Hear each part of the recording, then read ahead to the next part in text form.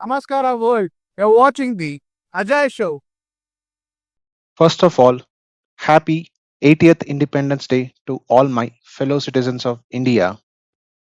The plan for today was the exploration of the heart of Namma Bengaluru, Sri Chamarajendra Park, or in fact, Cubbon Park, as fondly known by the public till date, in spite of the name change. I decided to travel to Cubbon Park by the Indian Railways, even if it required me to first travel all the way till Heelalige, around 7 kilometers from my home, as that's the closest railway station from home. You may be wondering why all the hard work when there are other convenient modes of transport. But why? But why?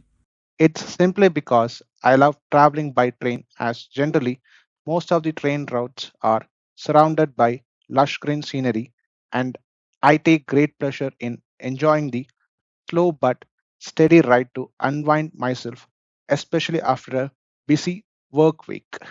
After wishing myself all the best, I got on at Chandapura bus stop, from where I walked towards the Heelalige railway station, located around a kilometer from the bus stop.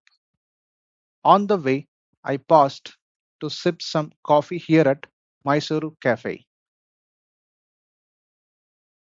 On reaching the railway station, I took some time to explore the beauty of this tiny railway station that's generally busy on weekdays, with mainly the office goers staying around Electronic City region. I got myself a ticket to KSR Bengaluru or Majestic for a modest fare of rupees 10. Our train arrived on platform 1 slightly late at 7:18, and we were off from Hilalige in no time.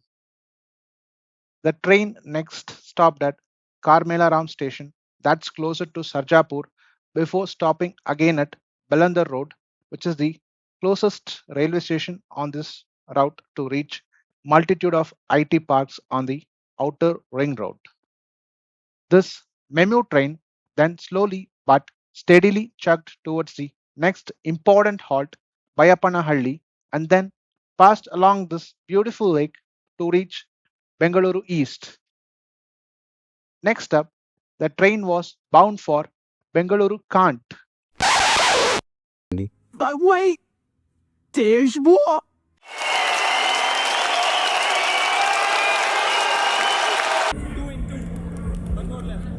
Unfortunately, the station name is not gonna change even if Bengaluru can win the cup 10 more times.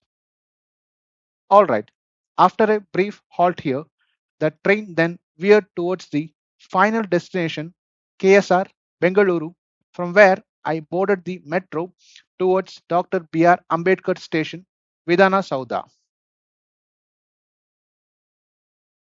Visiting Cubbon Park is always a blissful experience, and this time too it was no different.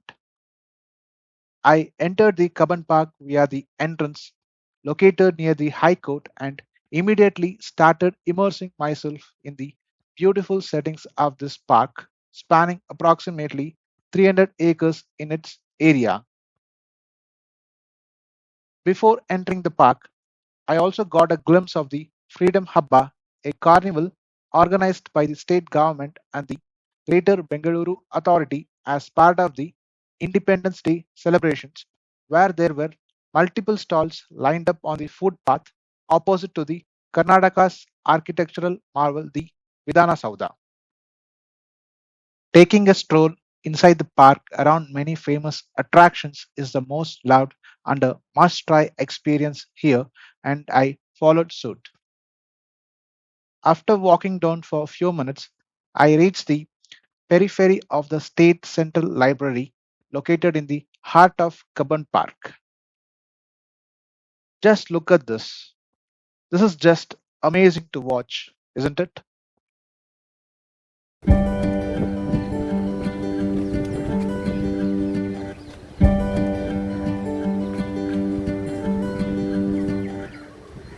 From there, I walked further and got my feet on some dedicated trials and caught a glimpse of this beautiful scenery in front of me. Took a breather here and later continued to move on, where I surprisingly spotted this waterfall to be functioning and in full flow. It was not in this active state whenever I had visited earlier. Probably it's functioning today because of the speciality and the importance of the day today.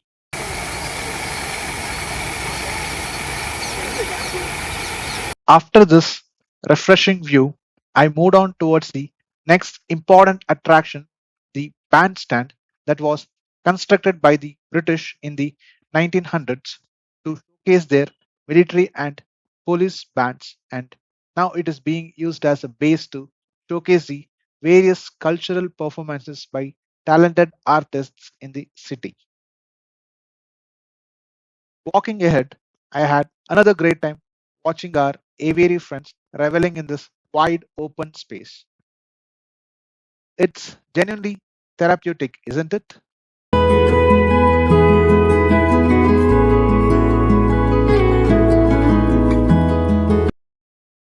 Besides birds, I also had a good time watching different canine species coming from different walks of life.